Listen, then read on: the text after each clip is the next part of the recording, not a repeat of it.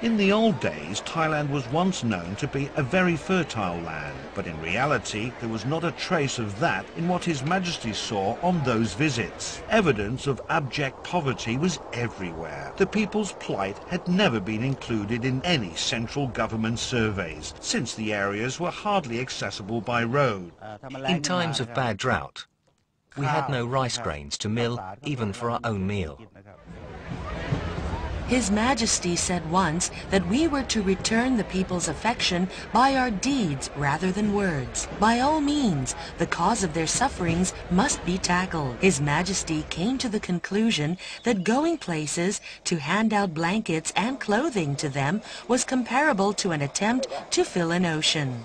The objective could never be fulfilled. It would be better, he said, for us to see them in person, to inquire through our talking with them and establish where the root cause of their ills lay, why they did not have enough to eat, why rice planting came to zero harvest.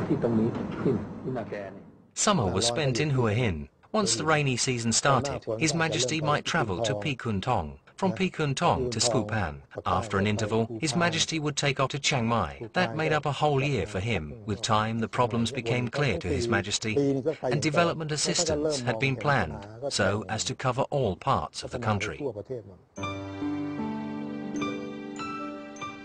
During General Prem Din Sulanon's premiership, more than 2 decades later, the government made it a point to help ease His Majesty's burden by accompanying His Majesty on his working trips and working to assist the poor on a more concrete and systematic basis.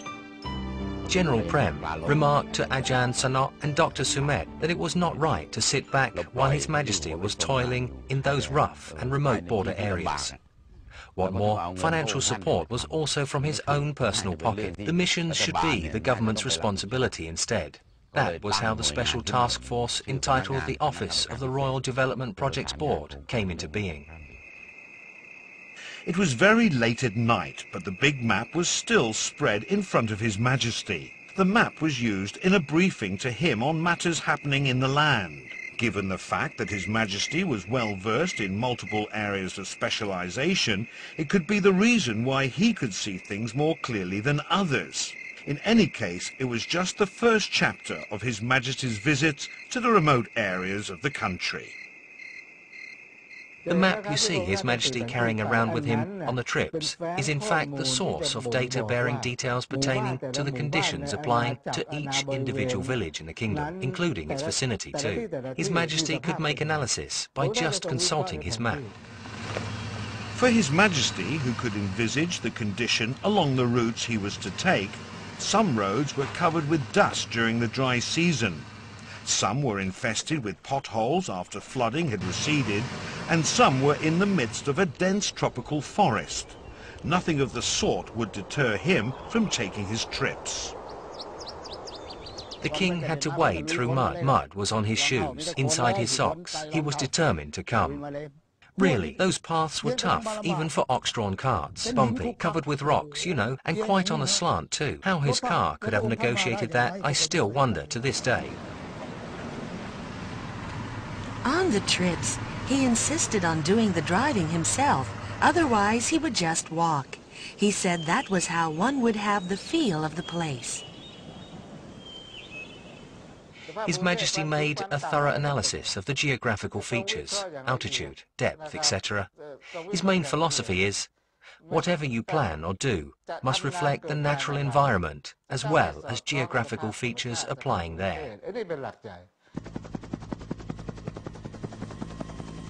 Traveling by other means of transportation, such as by helicopter, His Majesty would review and revise his maps. He would be very displeased seeing members of his entourage asleep, saying flying by helicopter is a privilege.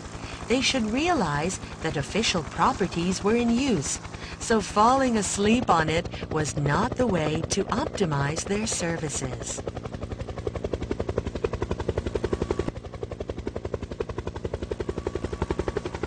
His Majesty was looking at the actual site referred to in the map spread before him the previous night. The people, village headmen and officials representing the government sectors concerned had a chance to brief His Majesty further so that he could make final corrections or enter updated notes.